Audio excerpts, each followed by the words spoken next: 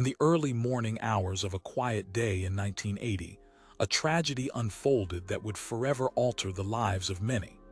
Clifford Lee Anderson, struggling with his inner demons and a tumultuous life marked by violence and instability, committed a heinous act. He murdered Mary Ann McGowan, a woman whose only fault was coming across him in a moment of crisis. The details of the crime are harrowing. Anderson lured McGowan to a remote location under the pretense of needing assistance. What transpired was an unthinkable act of brutality. Overcome by a dark impulse, he took her life, a crime that would haunt him and the community for decades. McGowan's family was shattered, her friends left to grapple with the loss of a loved one. In a city reeling from sadness, Anderson's actions demanded justice. The investigation swiftly led police to Anderson, whose prior run-ins with the law painted a concerning picture of a man unable to control his violent impulses. Following his arrest, the judicial process began, a meticulous and painful journey through the legal system. The trial was held in a courtroom where emotions ran high. Evidence against him was substantial, including forensic findings and witness accounts.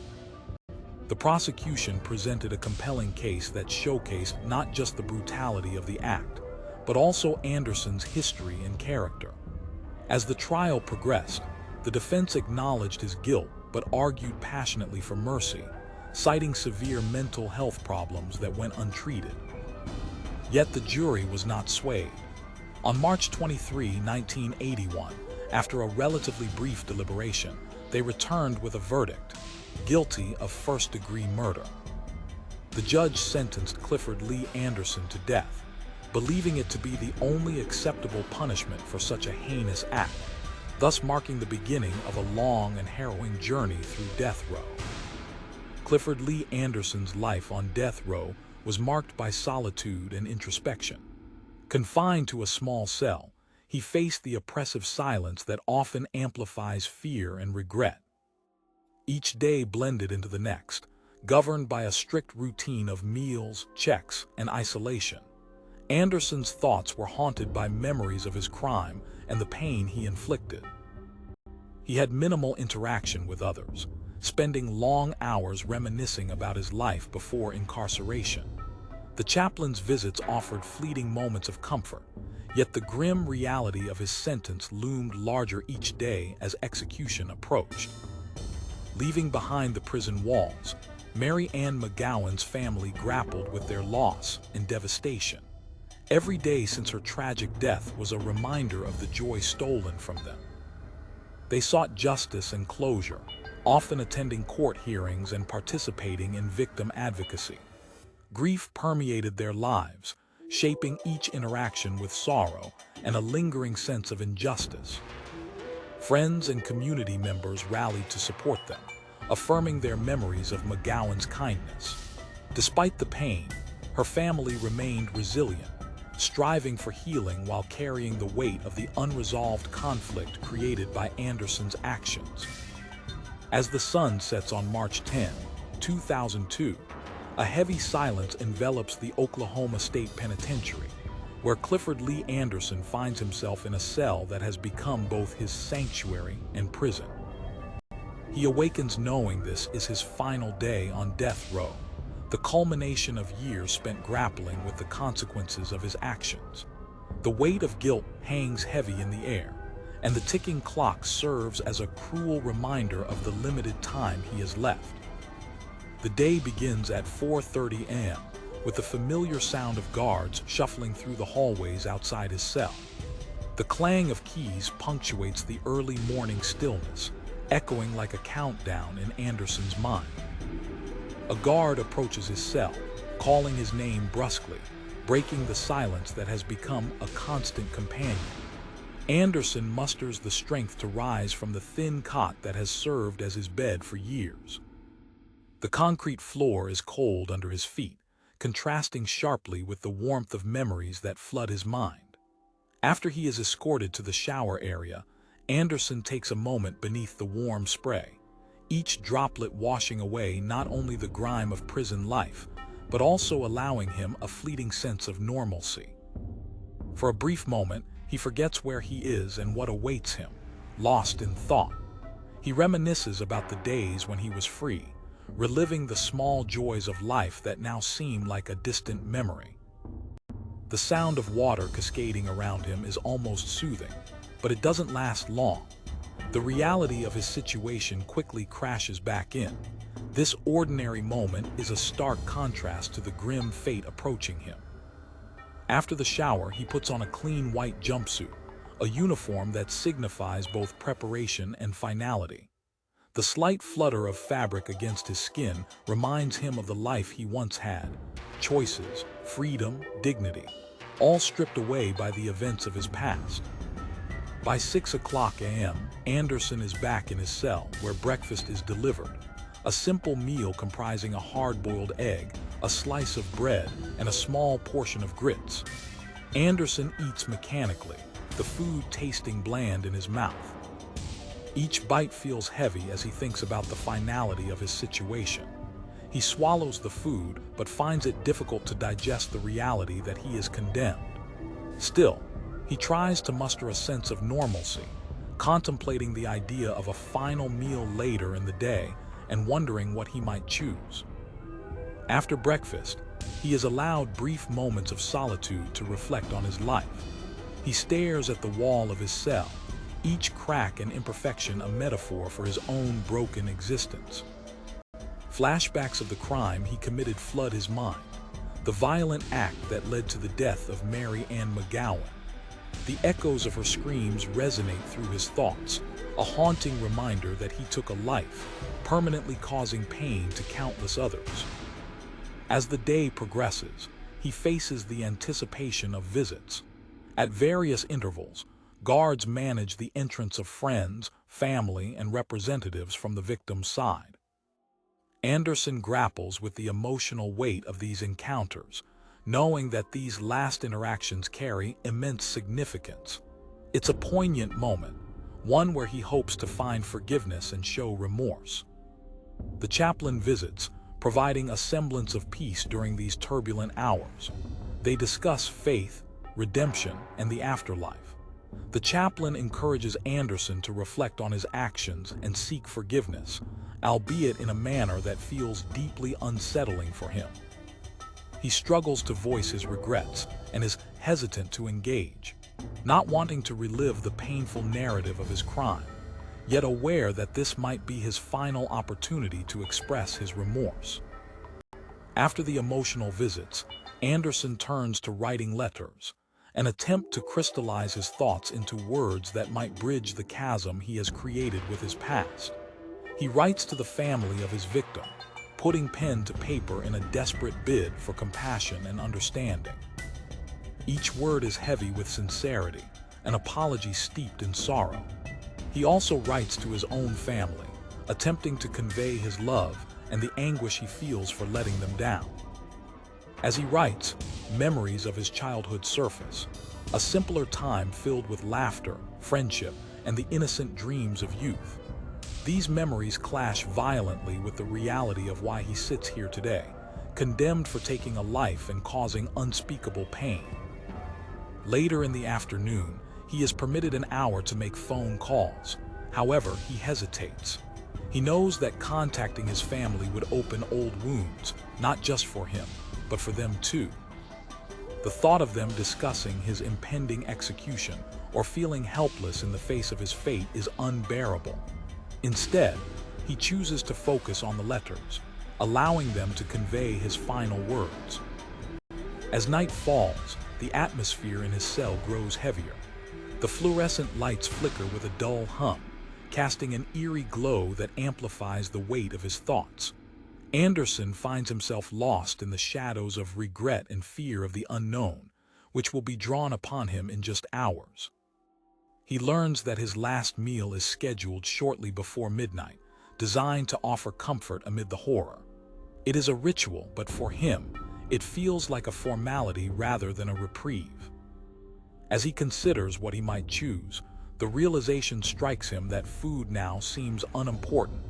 Nothing will satisfy the emptiness he feels inside. he finally decides on a simple meal. A hamburger, French fries, and a slice of chocolate cake. A last taste of the normalcy he longs for, reminding him of better days before everything changed. As usual, the prison staff brings his last meal, placing the tray down on the metal table inside his cell. The aroma of the hamburger fills the stale air. It feels surreal. Sitting alone, he takes a deep breath, contemplating the meal before him. Each bite serves as a reminder of the mundane, everyday pleasures he will never experience again. He savors the flavors, not for enjoyment, but as a final recognition of what he has lost, the little comforts of life that are now forever out of reach. After finishing his meal, Anderson curls up on his cot, staring at the ceiling. Memories flash before his eyes, accompanied by a flurry of emotions: anger, sadness, regret, and guilt. He reflects on how far he has fallen, pondering what might have been had he made different choices. With the clock ticking down, he prepares for the hours that lie ahead. Disconnected from the world outside, he is left alone with his thoughts, burdened by the knowledge that he is forever tied to the violence of his actions. In these final hours, every second counts, as they inch closer to the inevitable conclusion of his years on death row. As the night deepened on March 11, 2002, Clifford Lee Anderson faced the culmination of his many years on death row with a complex mixture of resignation and trepidation. The hours dragged on slowly, each minute stretching like an eternity as his thoughts spiraled into the abyss of his past and the impending finality of his life. As the clock approached 6 p.m., the air in his solitary cell became charged with an anticipatory heaviness. Guards entered his cell, signaling it was time to prepare for execution. Anderson felt the weight of his fate come crashing down as he was handcuffed and led down the stark, fluorescent-lit hallways of the prison, corridors adorned with peeling paint and memories, echoing with the stories of countless lives lost and broken. Each step toward the execution chamber felt monumental, burdened with the gravity of what lay ahead. His heart raced, a primal response to the situation, as he was guided into a room that would mark the end of his journey, a small, sterile chamber with a gurney at its center, surrounded by instruments of death. The stark reality of the situation hit him like a wave. This room, cold and clinical, was designed for one purpose: to end life. He looked at the gurney, its white sheet stark against the dark, unforgiving walls. Anderson took a slow, deep breath, trying to steady his racing heart as he prepared himself for the final act. Medical personnel began their preparations just outside the chamber, while the warden stepped in to inform him of the procedures.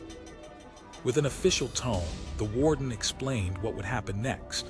Anderson nodded, swallowing hard but remaining mute, his mind racing back through moments of his life, remorse washing over him like a tide. He lay down on the gurney, and they began securing him with thick leather straps, tight enough to immobilize but also to ensure he would not move during the injection process. The sensation of being strapped down sent a jolt of panic through him. These restraints symbolized his powerlessness, a final severance from the control he once had over his life. The IV team entered the chamber, bringing with them sleek, sterile needles and clear plastic tubing. Their movements were methodical and practiced.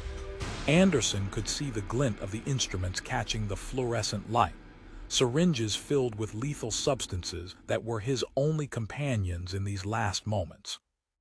The IV team initiated the process by searching for suitable veins in his arms.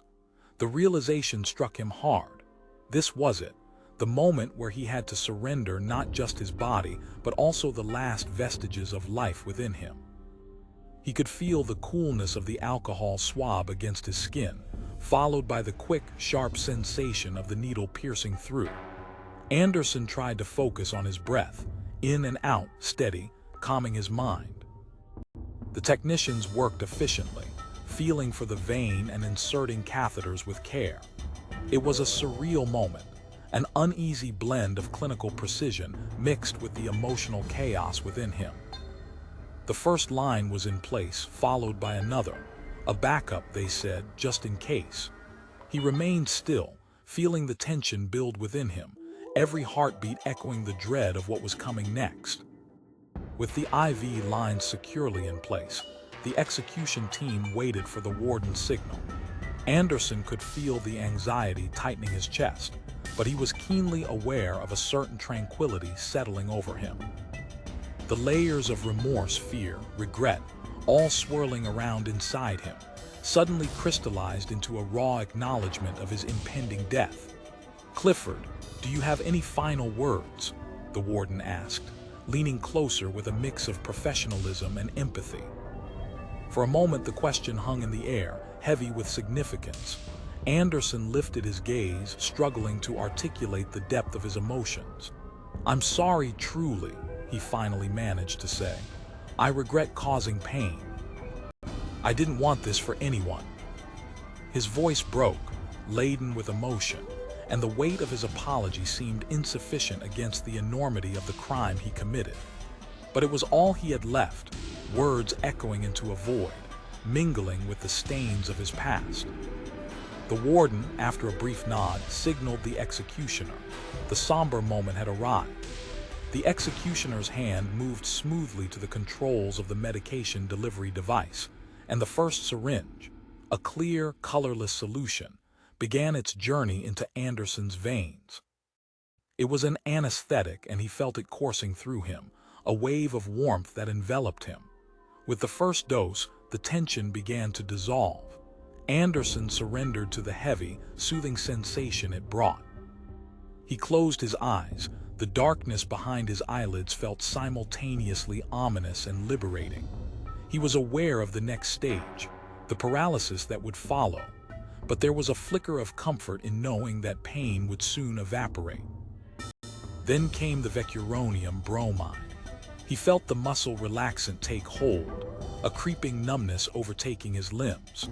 A part of him felt the lingering anxiety about what was happening, but it was quickly overpowered by the increasing warmth spreading through his body. Finally, the third dose surged into him, the potassium chloride. A rush of urgency flooded his system. He could feel his heartbeat escalating briefly, a frantic tempo signaling that his body was aware of what was unfolding. The room was quiet, save for the sounds of machinery and the soft monitor beeping overhead, each sound ticking down the last precious seconds of his life. Anderson felt his heart racing erratically, a last flicker of defiance as it raced toward its final beat. In that moment, time stretched infinitely, and he found himself contemplating the life he was leaving behind, the pain he caused, the joy he stripped from others. As the potassium chloride reached his heart, it became a torrent of activity, a final surge of electricity as the heart raced to its conclusion. And then just as quickly there was silence. The frantic rhythm of life slowed, pulse fading into stillness. He opened his eyes for one last time, feeling the weight of his existence lift from him. In those fleeting seconds, a profound sense of calm washed over him. The struggle, the grief, the pain, all of it faded into a serene quiet. The life he knew dimmed, leaving behind the echo of his humanity in the room. In those final moments, Clifford Lee Anderson paid the price for his actions, the rush of emotions culminating in a final departure, leaving behind a world marked by suffering and loss, his story coming to an end in a way only tragedy could orchestrate.